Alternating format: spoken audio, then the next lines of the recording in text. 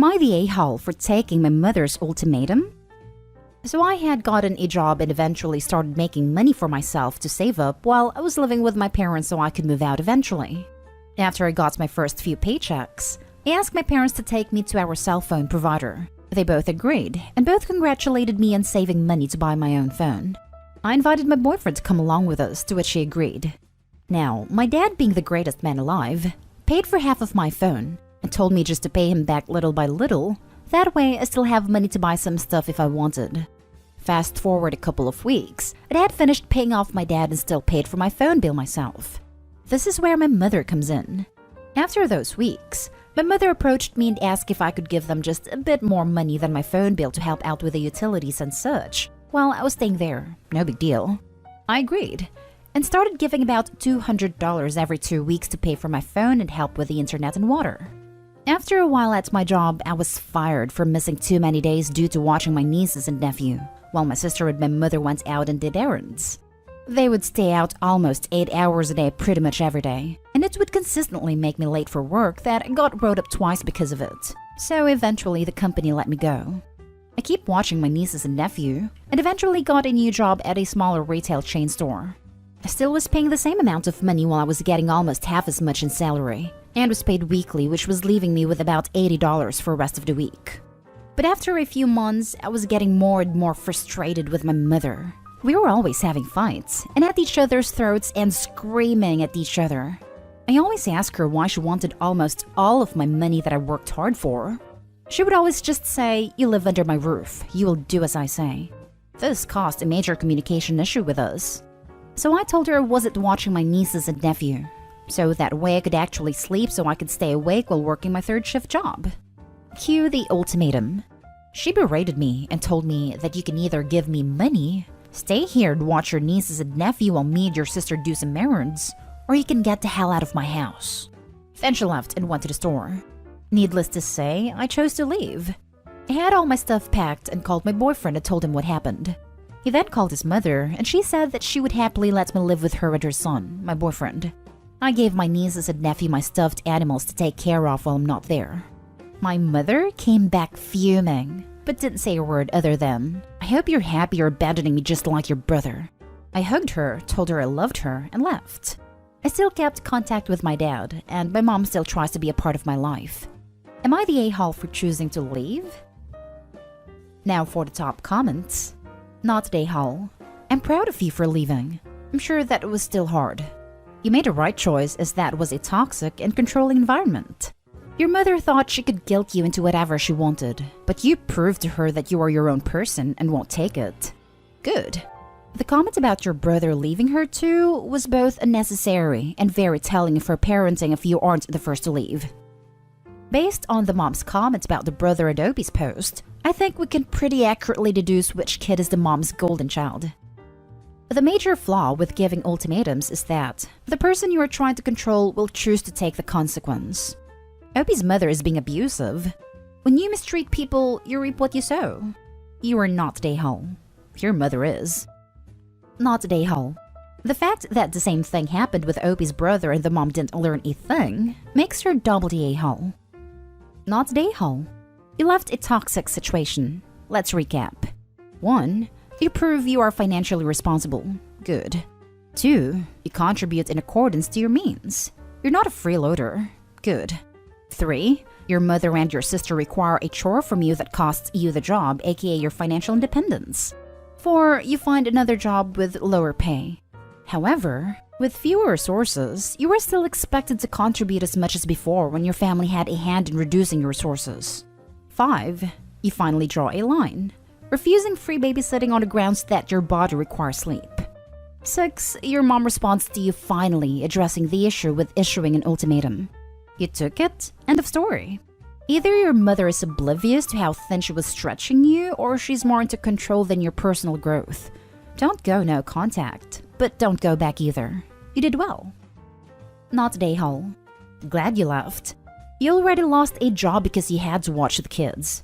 But yet your mother still wants you to pay but risk losing your paycheck to watch your sister's kids? Why don't they bring the kids with them or pay for childcare? They should be paying you to watch the kids. Good on you for calling her bluff and leaving. Next story. Am I the a-hole for asking my mom when she's going to start prioritizing her kids?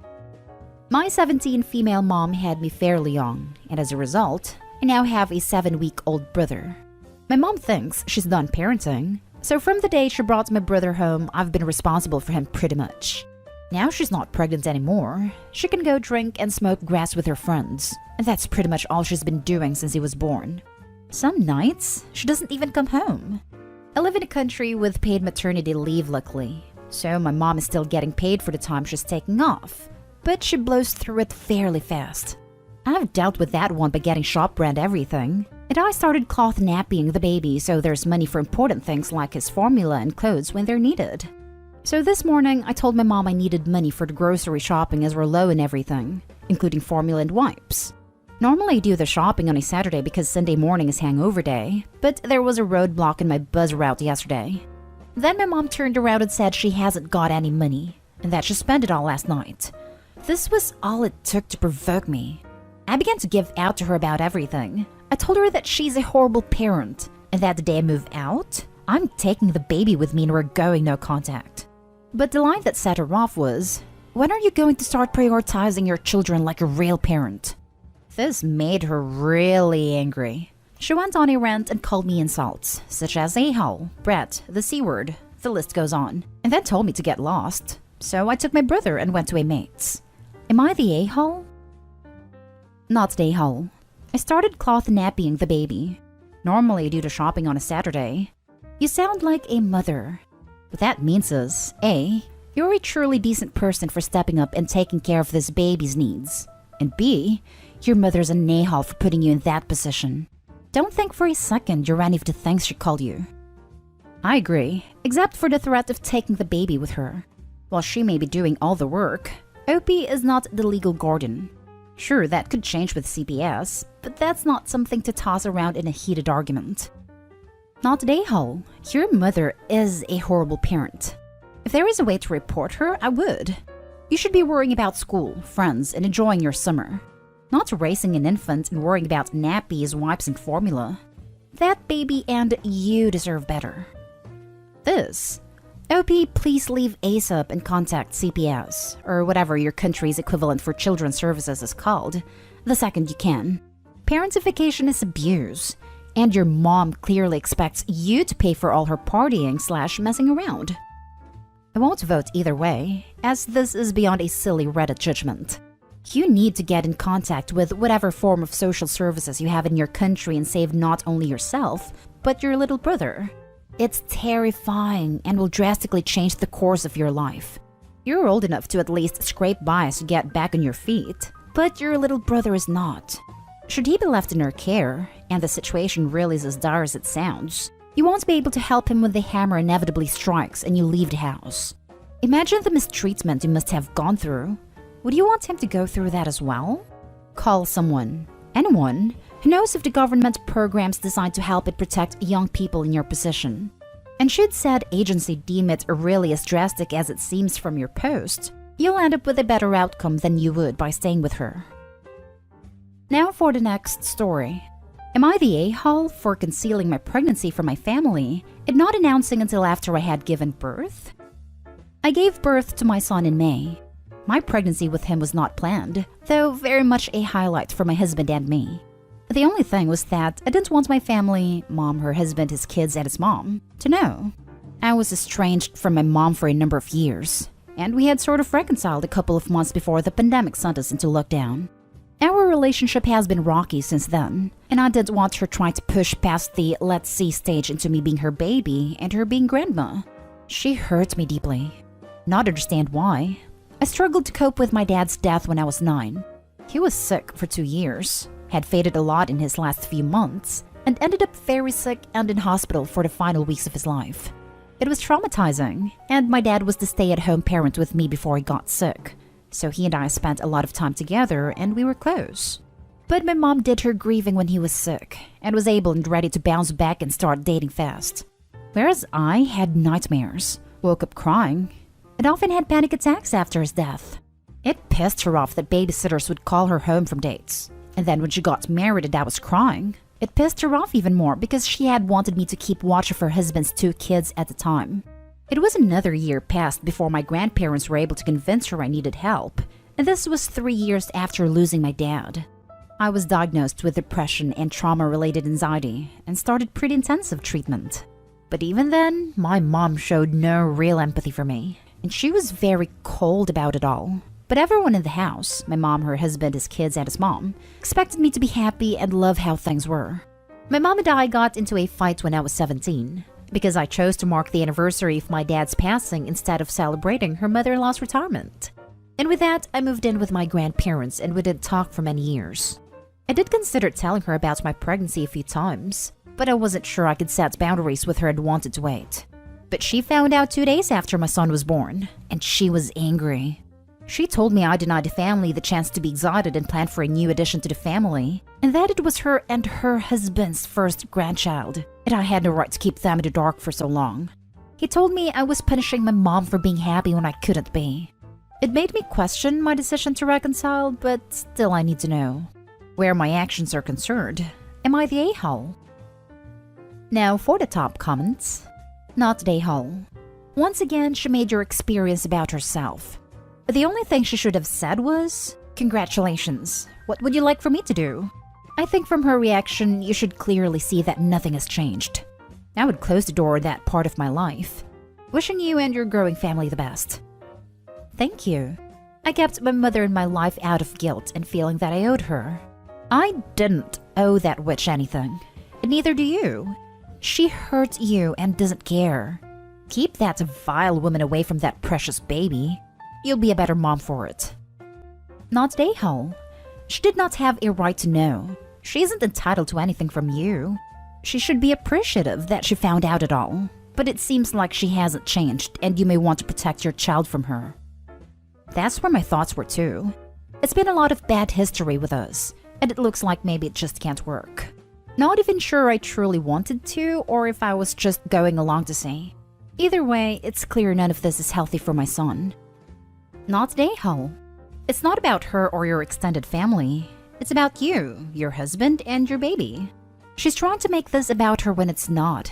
If she can't even attempt to see your point of view, then how much has really changed? Not really. I mean, yes, it was a conscious decision as an adult not to tell her, so maybe more can go on me. But it's very much like it was before, down to her anger and a willingness to understand.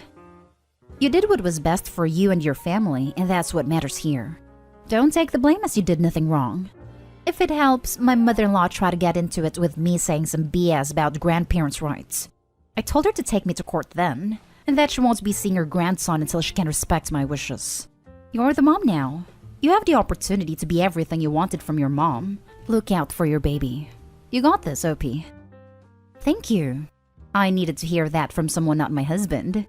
He's wonderful, but he also loves me, and I know he's probably biased in knowing I can do it. Your words mean more than my words here can express. Last story is titled, Am I the a-hole for not letting my kids go with my mom and her boyfriend? My mom lives in Washington and I live in Kentucky, and my mom just drove across the country to visit my kids and meet her new granddaughter. She recently got into a relationship with this guy who I had not met until Thursday last week, and we had been flirting with the idea of my 2 oldest boys driving back with them. They were going to take their time driving back to Washington and see different sights along the way. My wife and I were not entirely comfortable with this idea since we had not met him, but we were just going to trust her judgment. While they were here in Kentucky, my mother-in-law said they could stay at her vacant house while they are working out of town. I know this guy likes to smoke grass, which isn't a huge deal, except my mother-in-law and father-in-law have a very strict no substances rule at their house. I very directly told my mom's boyfriend that they have one rule, no grass or any other Ds. He acted like it wasn't a big deal, and I reiterated no grass. The neighbor is a state trooper, and will call my in-laws or the police if he catches a whiff, so just don't do it. Then my mom tells me he smoked the very same night I told him about their rules. Originally, their plan was to wait until later in the week to drive back, but then I got a call from my mom saying they're planning to leave Monday. I tell her that I can't trust him, and that my kids will not be joining them on their trip back. When I explained to her why I'm not comfortable with them going back with her boyfriend, she cried and told me it was just a misunderstanding. I tell her it was not a misunderstanding. I was very clear on the one rule my mother-in-law has for her home. It basically said, screw you, I'm going to do what I want. I also told her no matter how silly any rules are, or how much you disagree with them, this is my mother-in-law's house, and the rules need to be respected if you're going to stay there. She's now super upset, and I feel terrible. Am I the a-hole? Your number one responsibility as a parent is to protect your children. The first time you meet this guy, he flouts a rule about smoking because it thinks it's a stupid rule. What about other rules you have for your children? Your mother's feelings take a backseat to your children's well-being, not the whole. Just go for a walk. I think it may be a bit unreasonable to ask him to have absolutely none on him, but don't smoke in, near, around the house. Just take a stroll. Life isn't that hard. Obvious not the whole. Not the whole. Why would you allow your children to go off with someone who smokes and doesn't respect your rules and boundaries? I understand that your mom is disappointed, but I think the well-being of your children comes first. I smoke, but never around when babysitting or around someone 14 or younger. If something happens, you're simply 3 to 4 seconds slower with every move you want to make. Not the a-hole. The only impression he's given you is that he can't follow simple, logical rules put in place for safety. To add, it's insanely disrespectful to smoke in someone's house when they have clear rules about it. Why would you believe he is going to follow any of the ones that directly involve the kids? Or be respectful to them, your wishes, or even what your mother may have to say about their care? Your children. If she can't see that because of her relationship with this guy, that's not your fault. That's exactly what I thought. When I was questioning myself and my decision, I thought, I used to break rules I thought were stupid, but then I realized I did that as a teenager, not as an adult who respects other people, their property and rules.